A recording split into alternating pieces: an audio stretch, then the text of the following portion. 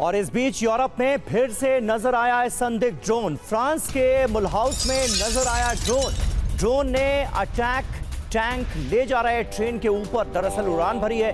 Drone उड़ने के बाद फ्रांस में अलर्ट जारी किया गया। यूरोप वन के हवाले से ये खबर सामने आ रही है। ये तस्वीरें आपको दिखा रहे हैं। ड्रोन ने टैंक ले जा रही ट्रेन के ऊपर दरअसल उड़ान भरी और इसके बाद हलचल मच गई। तो क्या ये फ्रांस में ड्रोन घुसपैठ है? क्या महायुद्ध का आगाज हो चुका है? मुल्हाउस रेल यार्ड के ऊपर 2 ड्रोन्स उड़ते नजर आए। रेलवे के जरिए टैंकों को ले जाया जा रहा था और उसी दौरान ये सब कुछ हुआ। रेल यार्ड के ऊपर ड्रोन ने उड़ान भरी। ड्रोन के जरिए टैंकों की जासूसी का शक जताया गया है। ड्रोन दिखने के बाद सुरक्षा एजेंसियों को अलर्ट कर दिया गया। कार्रवाई से पहले दोनों ड्रोन मौके से गायब हो गए, यानी इन्हें UEM Jaipur is a perfect target for prospective students aspiring for good jobs, good education with future-ready skills. नष्ट भी नहीं किया जा सका। बड़ी बात यह है कि फ्रांस को रूसी ड्रोन घुसपैठ का शक है। और वहीं रूस और नाटो में तनाव बढ़ता नजर आ रहा है। रूस की सीमा के पास नाटो के विमान पहुंचे।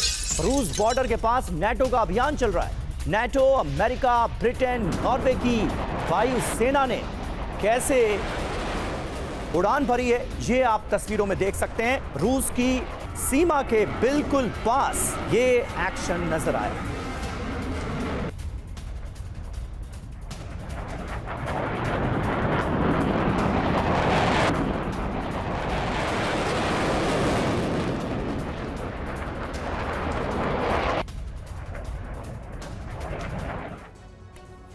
और वहीं ज़ैपोरिजिया में रूस का विनाशक प्रहार जारी है। मिलिट्री पोजीशन छोड़कर भागे यूक्रेनी सैनिक। ज़ैपोरिजिया की लाइन ऑफ कांटेक्ट से पीछे हटी यूक्रेनी सेना।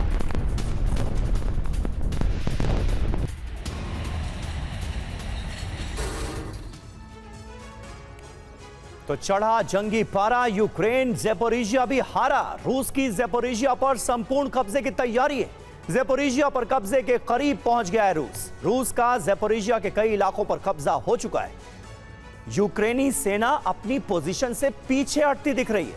रूसी बमबारी से पीछे हटने को मजबूर हुआ यूक्रेन। कुछ दिनों में पूरे शहर पर किया जा सकता है कब्जा। इसके आसार बढ़ते नजर आ रहे हैं।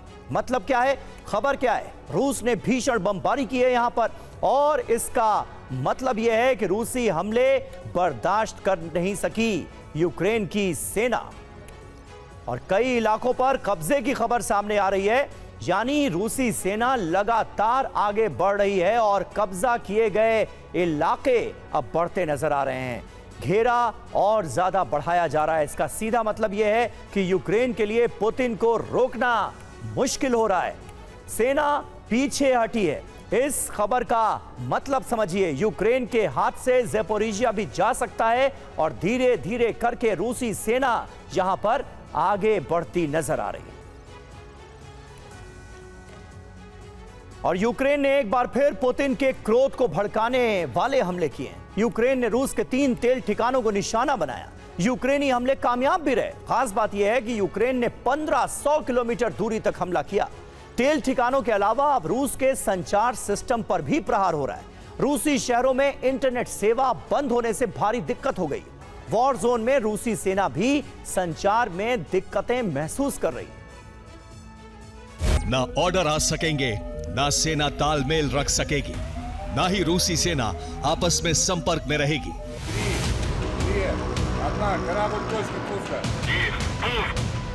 यूक्रेन का नया प्लान अगर अंजाम तक पहुंचा तो रूसी सेना को भारी मुसीबतों का सामना करना पड़ेगा। यूक्रेन का प्लान रूसी संचार व्यवस्था को पूरी तरह से ठप कर देने का है। शुरुआत हो चुकी है। रूसी मोबाइल और कम्युनिकेशन टावर्स पर लगातार आघात हो रहा है।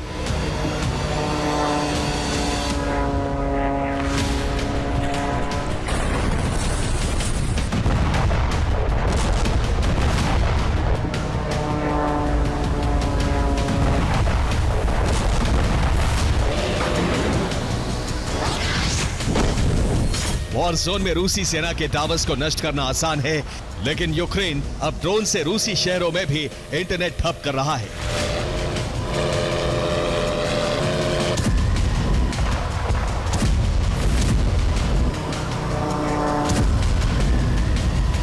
सेंट पीटर्सबर्ग में मुसीबतों की शुरुआत हो चुकी है। 50 लाख से ज्यादा लोग बिना इंटरनेट के हैं। टैक्सी बुक करना, खाना ऑर्डर करना तो मुमकिन ही नहीं है। बैंक से जुड़े काम भी लोग बिना इंटरनेट के नहीं कर पा रहे हैं। यूक्रेन ने मंगलवार को रूस पर ताबड़तोड़ हमला किया। लॉन्ग रेंज ड्रोन और पश्चिमी देशों के इंटेलिजेंस की मदद से यूक्रेन का हर प्रहार सटीक निशाने पर लगा।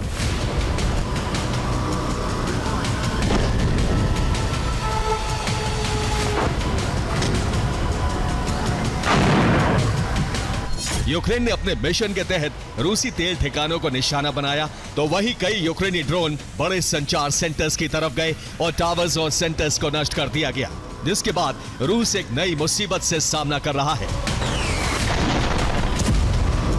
सेंट पीटर्सबर्ग की तरह ही उलियानोवस्क में भी इंटरनेट सेवा बंद कर दी गई है। दलील दी गई है कि ऐसा सुरक्षा कारणों से किया गया है।